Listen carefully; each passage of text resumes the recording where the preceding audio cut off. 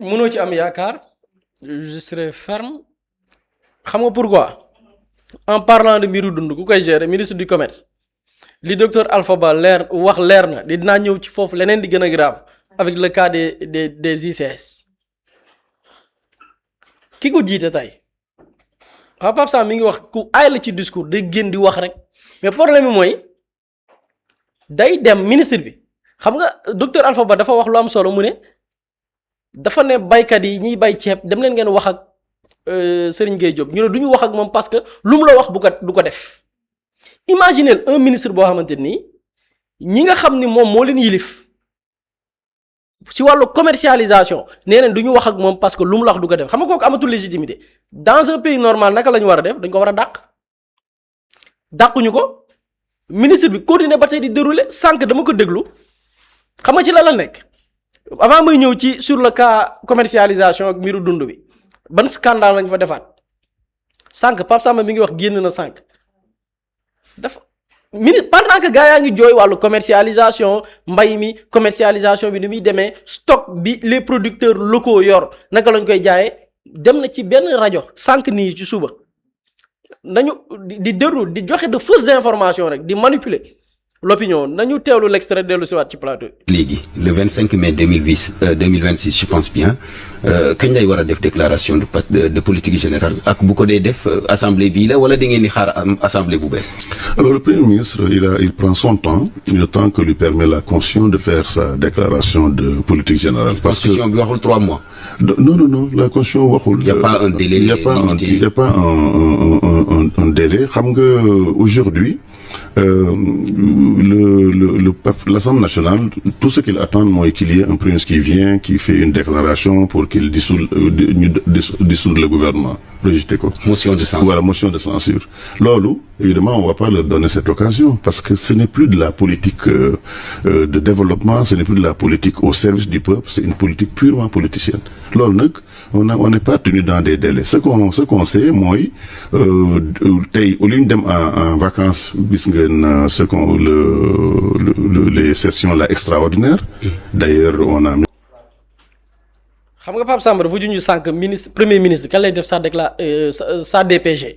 déclaration de politique générale parce que xamuñu fu ñu jëmee déclaration de politique générale mooy nga jàkkaarloo ak Sénégalais ne man Elimane Diori ñi fii lañ jëmee réew mi ci ndigalu président lii ak lii la ñuy def fii la ñu bëgg a jëmee Sénégal ñu ne premier ministre bi ba tey kenn xamul fu mu bëgg a jëmee Sénégal moo waral li ñuy coow nii léegi problème am kenn du génn parce que xamuñu fu ñu jëmee. lii c'est un danger dans un pays ñu invité le ministre du commerce bi nga xam ni moom lajj na ci côté bu ne xam nga lan la wax journaliste bi laaj ko premier ministre bi am na délai pour def sa déclaration de politique générale mu ne amul délai maanaam premier ministre bi dara tënku ko ngir mu def sa déclaration de patrimoine maanaam amul lu koy régir wax du ma ne waxul dëgg parce que mag la mais li mu wax bokkul ak li am. nañu dem ci règlement intérieur de l'Assemblée nationale chapitre 21 moom la ñu déjee boo demee chapitre 21 moom la ñu déjee ou bien moom la ñu intitulé déclaration de politique générale article 109 ñu ne après sa nomination ginnaaw bi ñu ko tabbee ba pare Elimane Diori ñi dafa war a def sa déclaration de patrimoine ci digg pencum déclaration de exactement merci beaucoup doit faire sa déclaration de politique générale devant l'Assemblée nationale dafa war a def li nga xamante nii mooy fi mu nar a jëmee réew mi daf ko war a wax ci digg pencum ndawi réew ma muy Assemblée nationale mu ne cette déclaration est suivie d'un débat qui peut à la demande du premier ministre donner lieu à un vote de confiance ginnaaw bu taxawee wax fan la jëmee réew mi ba pare ci càkkuteefam mun na jur li nga xamante nii gannaaw débat yi ñu dem ci li nga xamante nii mooy wàllum vote ngir ñi nga xamante ni ñooy ndawi réew ma nag feddali ko li nga xam ne ni mooy seen kóolute ñu ne en cas de vote de confiance celle-ci est accordée à la majorité absolue des membres de l'Assemblée nationale vote de confiance bu man kóolute gi ñu war a jébbal Elimane Diori ñi loolu nag les membres yi nga xamante ña ngi koy def bu fekkee ni li ëpp ca ndawi réew ma voté nañ ko léegi article bi des na article 109 bi boo demee ci alinéa bi mujj bi mu ne la déclaration de politique générale doit intervenir au plus tard 3 mois après l'entrée en fonction du gouvernement. L'Assemblée nationale doit être informée 8 jours au moins avant la date retenue. ilimaanu jëriñ bi ginnaaw bi ñu ko tabbee ba pare may nañ ko ñetti weer ngir mu def li nga xamante ni nii mooy déclaration de patrimoine et sax mun pour être précis dañ ne après l'entrée en fonction du gouvernement xam nga par exemple ñi ngi ko nommé le 25 mai su ma juumul Al Amine Lo peut-être ñenn ñi dinañ jàpp ni kon 25 août bii lay def mais bu fekkee ni dañ ne en fonction du gouvernement bi ñi ngi ko tabb le 1er juin c'est-à-dire que fan yii en moins de 2 semaines fekk le 1er septembre Al Amine Lo dafa war a def sa déclaration de patrimoine te war na ko yëgal assemblée nationale juróom-ñetti fan avant bés bi di ñëw dafa war a yëgal sa déclaration de politique générale déclaration de patrimoine moo ma sonal depuis fan mais déclaration DPG bi mu yëgal ko maanaam moom may nañ ko fekk ay fan mu yëgal assemblée nationale balaa le 1er septembre di jot mu yëgal assemblée nationale ni dafa war a ñëw def sa déclaration de patrimoine am na 8 jours balaa bés bi di jot balaa le 1er septembre mu yëgal ko assemblée nationale Serigne Gueye Diop ministre du commerce dem ci rajo ñëpp di ko dégg suñu maam yi di ko dégg suñu wayjur yi di ko dégg xale yi xamul di ko dégg mu ne dara tënkul premier ministre bi kii bu la waxee di nga ko gëm kii gouvernement bi mu bokk bu ñu la waxee di nga ko gëm li texte bind maanaam li nga xam ne dañ ko bind noir sur blanc ñoom ci leen lay jéem a nax li nga xam ne dañ ko bind da nga koy wër rek daj ko dégg le règlement intérieur assemblée nationale mi ngi ci net bi boo ko tàppee téléchargé ko sa téléphone ñu bind ko mu leer mu public moom ci la ñuy jéem a nax moom ne da ciy jéem a nax sénégalais ne leen benn texte bind ko kon kii ci lu ñu yëgul ñun li ñu yëgul lan la ñuy nëbb lan la ñu mën a nëbb sëgam li ñu xam la ñuy jéem a manipuler ne amul fu ñu ko bind kii loo xam ne ñun mënuñu koo yëg ay secret la ci wàllu administration li ñuy woowee secret d'état kii lan la ñu mën a nëbbati ëllëg on est en danger ce pays là ministère du commerce je pense que docteur Alpha Ba souligné na ko bi ma ko laajee ci mbay mi actuellement lan moo nekk problème bi automatiquement dafa ne Serigne Gueye Diop mooy problème bi parce que ñu bari bu ñu déggee agriculture ñu bari def nañ erreur bi gars yi commencé woon naan jaayuñu Mabouba Diagne non le ministre de l'agriculture moom réussir na mission mooy fexe ba producteurs yi baykat yi bay lu doy boo bayee jaay ci topp jaay boobu ñoo ko war a gérer ministère du commerce par comment na ko looy defee par quelle stratégie comment commerce bi lay fexe ba teg ay pexe yoo xamante ni nii mais par exemple démb docteur Alpha Ba jël na exemple bu am solo ñun ay temps daaw ñu fi gis ay cuisses yu ñuy importer amoon na fi mais cuisses yi wàññeeku na pourquoi parce que dañu toll benn période ñu arrêté importation cuisses yi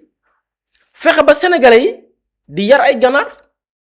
ñu am une production suffisante rarement ngay dégg cuisse importé même bu fekkee am na ñu koy am benn la mais bareetul comme ni mu baree woon lu ko waral parce que y a le ministre du commerce bi nga xam ni dafay stopper l'importation de ces cuisses de poulet même bu dee poulet la est-ce que du yeneen sax ndax cuisse yu xawoon doy waar la pour permettre aux producteurs locaux mën a jaay seeni ginaar mbay mi tamit noonu la bay nañ pomme de terre lu doy ministre du commerce moom mooy fexe ba importation pomme de terre bi mu arrêté ko bu ko defee jaaykat yi fi nekk mën a jaay lan c'est ça boo jëlee sucre bi fan yi lan moo xew dañoo toog ñu ne sucre dafa nekk pénurie alors que CSS compagnie sucrière du Sénégal mi ngi garder ay tonnes de stock Serigne Gueye Diop accordé ay importateurs ñu dugal suukar si ba boobu maa ngi fàttaliku Louis Lamotte dafa defoon sotti ne Serigne Gueye Diop est là pour des lobbies lii la Louis Lamotte wax donc nga gis ni Serigne Gueye Diop wallaay nit ñaa ngi koy sàggane mais c'est un cas très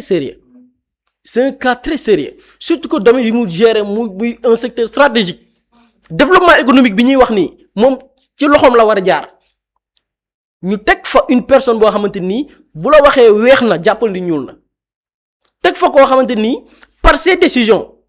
ki war a dooleel ñi nga xam ne ñooy suñu producteurs locaux yi moom mi ngi ci jël des décisions yoo xamante ni benn groupe benn clique lay favoriser benn clique de milliardaires ci lii la nekk.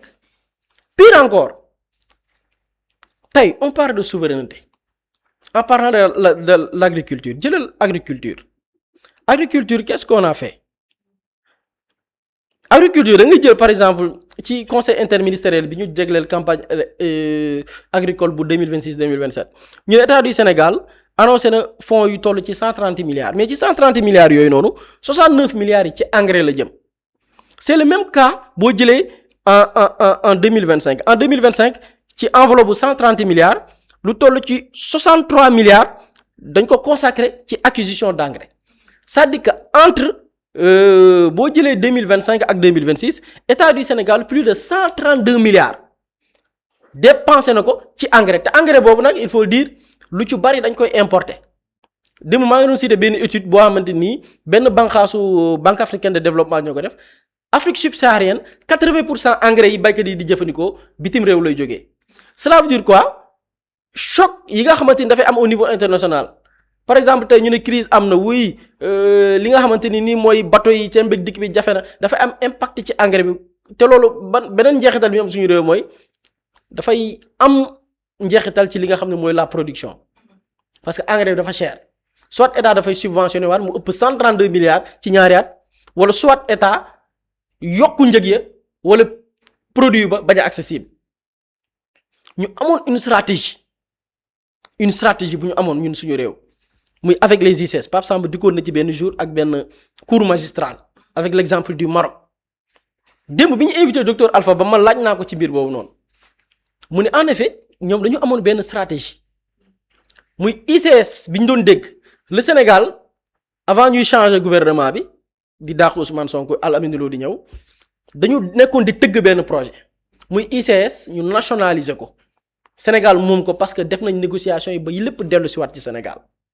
ñu doon ko détenir à 100% mais 100% yi man démb information bu bees bi ma ci am ak docteur Alpha Ba mooy moom ci boppam docteur Alpha Ba bi nga xam ne il était ministre secrétaire général aux coopératives et ñi nga xamante nii mooy l'encadrement paysan moom nee na ci liggéeyam sénégalais xam nga bu ñu nee Sénégal dafay ICS dañ koy téye Sénégal mën a produire engrais ñenn ñi mën nañ jàpp ni dafay défavoriser sénégalais yi importer engrais am na ñoo xam dañuy importer engrais mu leen di indil ay milliards ndekete ñoom liggéeyoon nañ ci loolu kaawu sénégalais démb docteur Alpha ba mu la doon expliqué ñu woo ay sénégalais yi nga xam dañu doon importer engrais bi ñu leen yéen ay actionnaire ngeen ni nekk biir ICS état du Sénégal dafay am part par exemple ñu ne état du Sénégal moom 70% yi des parts ñu jël 30% yi jox ko les importateurs d'engrais ñooñu sax dañuy am plus parce que engrais bi ñun mën nañ ko jëfandikoo sax di ko jaay bitim réew nañu déglu parti boobu noonu ban stratégie la ñu tegoon ak ñaata ci somme lañ doon mobiliser pour que ICS les importateurs d'engrais gis ci seen bopp état gis ci boppam Sénégal moom ko à 100% nañ ko teelu dellu si waat. donc l'idée mooy que entreprise yu mel noonu état da ciy am part mais une autre partie importante du capital soit détenue par des nationaux sénégalais parce que loolu moo lay may doole ñooñu man commencé woon naa ba liggéey ak ñoom ba ne leen xool leen parce que peut-être kii am na junni kii am na ñaari junni kii am na juróomi junni yéen xool leen nan ngeen di boolee ba ñu commencé woon je vous dis li ma lay wax commencé woon nañ structurer ba créer benn entité boo xam ne heure bu Sénégal waxoon pare na ñoom ils allaient prendre des parts dans les ICS. peut-être même jël ay milliards dugal ci bu dee. ñoom pour ne pas entrer dans les détails c'est un groupement boo xam ne ils étaient prêts à mettre au minimum à mobiliser une ligne de 50 milliards. et fii la ñu nekk sont des Sénégalais bon teint sont des Sénégalais bon teint comme man ak yow di ndekkee mburoog café di añee ceebu jën di reere fonde wala cere fii la ñu nekk ils étaient prêts à mobiliser 50 milliards. noo tax moo déggee kii xaw ma naan non soxlatuñu Serigne Gueye di wax ko xam ne dam naan mais parfois ça me pousse à me demander et ça me conforte dans une position le diplôme ou le titre ne fait ni l'intelligence ni l'intellectuel diplôme ak titre du mooy def intelligence du mooy def intellectuel ñoo ko teeloondoo docteur Alpha Ba ICS bi ñu doon tudd après xam nga bu ñu ko naree jox ay doxandeem xam nga lan la ñuy layee parce que mënuñu mobiliser des ressources financières amuñu xaalis docteur Alpha Ba nous explique en tant que ministre secrétaire général d'État aux coopératives et à l'encadrement paysan di ñu yëgal ni moom ci liggéeyam fexe woon na ba woo les importateurs d'engrais yi nga xam ne jàppoon nañ ni ICS bu ñu ko nationaliser état mooy détenir les 100% ñoom dootuñu seen gagne-pain dañ koy ñàkk ñu mobiliser leen ne leen non vous serez des actionnaires nee na ñoom les locaux pare woon nañ pour def 50 milliards ci ICS bi ñu waroon nationaliser 50 milliards yi ñoom ñu am seeni part bi mun naa nekk 10% mun naa nekk 30% ñooy xool diggante état jël part bi ci ëpp 70% 80 ñu produire te li ci gën a grave mooy docteur mi ngi ko doon expliquer démb dañu am phosphate bi gën dañu am plus que Maroc phosphate kese la yor ci ressource ñun dañu am phosphate am gaz chaîne de production bi lépp dañ koy maîtriser te mi ngi expliquer ñoom ce qui est grave ñoom dañu tàmbali woon liggéey dem ba Matam phosphate bi gën ci Sénégal mi ngi Matam ñoom ñu def ci ay études def ay tests def jël ay échantillons ba mesurer gi ni phosphate bi nekk Matam bokk na ci qualité yi gën ñu liggéey ci ba dara desul dul moomale ko suñu bopp. Serigne Gueye Diop xëy nañu way 15% lañu amoon léegi am nañ 30% et il est satisfait il est trop content parce que Sénégal 30% maanaam dañuy dem jëli ab doxandeem mu téye 70% yi ñun Sénégal état du Sénégal se contente du peu alors que y avait des locaux qui étaient prêts pour mobiliser 50 milliards yeneen milliards yi ci des état mën na ko lever état lu mënta lever amul banque yii bu leen état sollicité wu ñu jox ko ay fonds on préfère dem jox ko ay doxandeem lii la ñu nekkoon di liggéey Sénégal kaddu Mamadou Dia dafay revenir dama seetaan benn interview Mamadou Dia bi muy expliquer moom réforme yi mu defoon ci wàllu mbay Mamadou Dia fi mu naroon yóbbu Sénégal parce que après les indépendances dañu signé woon des protocoles avec la France boo doon définir la politique agricole yéen Sénégal contenté wu leen ci bay gerte souveraineté yéen da ngeen koy dégg dañ leen di orienter par rapport ak seen xeetu mbay Mamadou Dia ñëw pour réformer lépp ci lañ ko sàkkal pexe bi ma seetaanee benn interview mu def pour muy expliquer réforme yi mu doon def ci wàllu mbay organisation bi Sénégal mën a autonome moom benn phrase laa retenir ci baatu Mamadou Dia muy pourtant on était bien parti naka la ñu def dañu jàpp Mamadou Dia jiiñ ko coup d'état te pourtant moom lañ coup d'état de Mamadou Dia moom lañ coup d'état parce que moom moo yoroon tout ce qui est sécurité ñu dem jëfandikoo ñeneen ñu ñëw jàpp ko tëj ko stopper élan bi Sénégal na doon jël après les indépendances tey Sénégal li ñu nekk di gis on était mën nañu reprendre les mêmes propos yi Mamadou Dia yëkkati woon on était bien parti mais benn clique un groupe yi nga xam ne bëgguñu Sénégal yërëmuñ Sénégalais yi seen bopp moo leen ñor ñoo taxaw tey tout ce qui a été négocié lépp lu ñu trouvé woon ci ay stratégie liggéey ci ànd ci ak ay borom yi xam-xam tënk ko ngir Sénégal moom boppam ay doomi Sénégal ni ñun door dar bu ñuul taxaw tey bëgg a salfaañe loolu lépp lii moo nekk di am Sénégal sénégalais war koo xam ICS des na yaakaar teraanga ma ñu xool fu ñu jëm ak ñun lii moo nekk di am pourquoi parce que dafa am ay nit ñoo xamante ni nii bëgguñu réew mi bëgguñu Sénégal yërëmuñ sénégalais yi yéene wuñ sénégalais yi teg ci boole ko ñàkk doylu malheureusement nag lii la ñu nekk di assister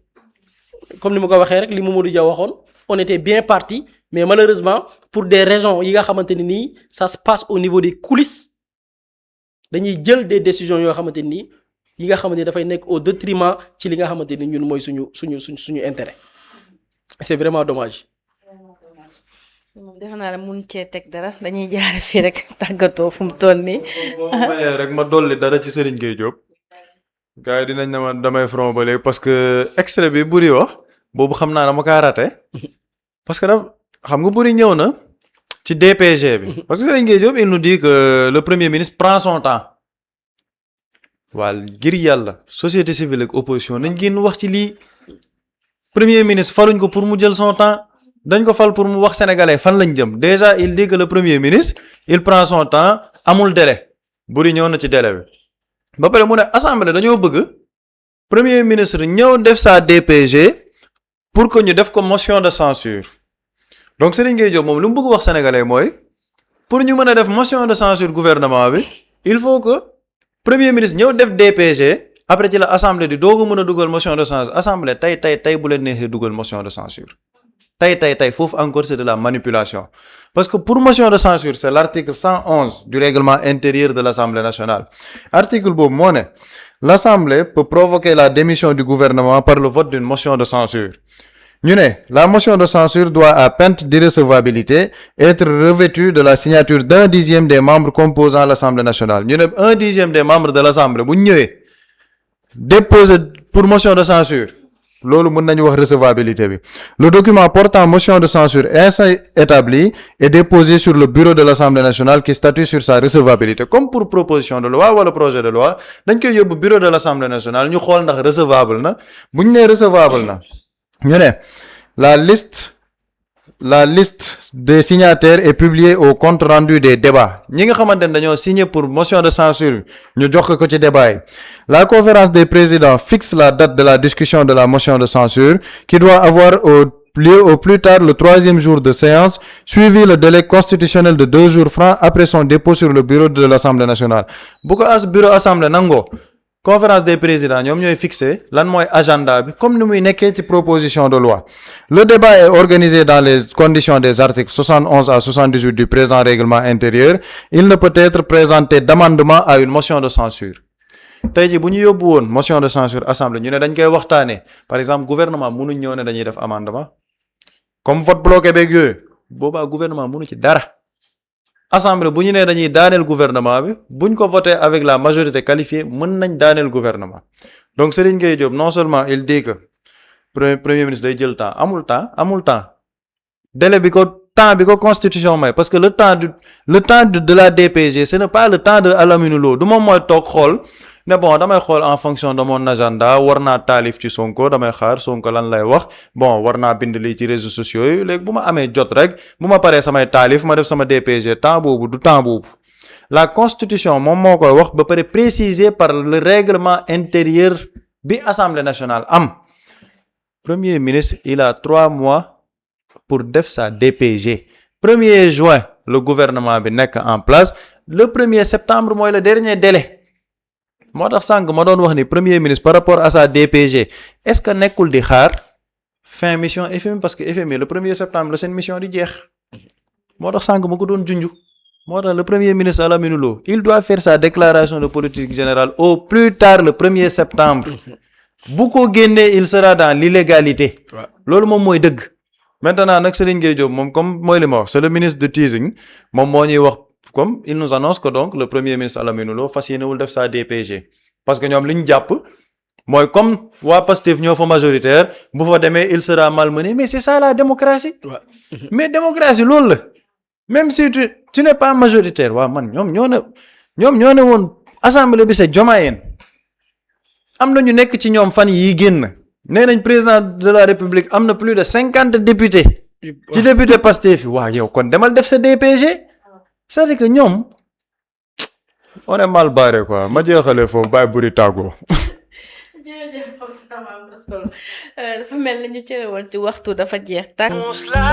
Mously Immo Sénégal moo ñëw taxawu leen indi ay saafara ci jafe-jafe yi ngeen di dund ci wàllum immobilier yow mi bëgg a jënd terrain yow mi bëgg a jënd kër wala tabax jokkool ak Mously Immo da nga am sa kër bëgg ku la ko terrasseel wala nga am sa tool bëgg ku la ko lotiseel defal la ko ay terrain Mously Immo daf leen koy jàppandil gunge leen ci anam gu mucc ayib ku am sa kër itam te nekkoo ci biir réew mi bëgg ku la ko toppatool gérer la ko Mously Immo moo ci gën a gaaw gën ci wóor yow mi bëgg a defaraat sa kër wala nga bëgg a toxu te bëgg ku la ko nettoyer ba sax nga bëgg a defar plan architecte plan béton armé wala nga soxla ay conseil ci wàllum immobilier contactel Mously Immo Sénégal ci 77 887 25 13 77 887 25 13 man ngeen itam abonné ci seen YouTube bi di Mously Immo Sénégal ngir yeneen di xibaar ak Mously Immo Sénégal jaaxle jeex na ci wàllum dëkkuwaay. Quand l'immobilier devient une évidence, contactez-nous.